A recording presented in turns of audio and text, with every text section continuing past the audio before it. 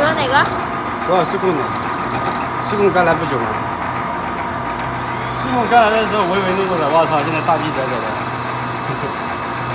施工和你是什么关系？说了谁？我说施工那个和你是什么关系？哪个数控？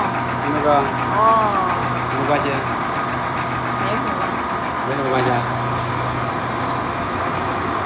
就是见到面聊一下的关系。会不会聊出感情来了？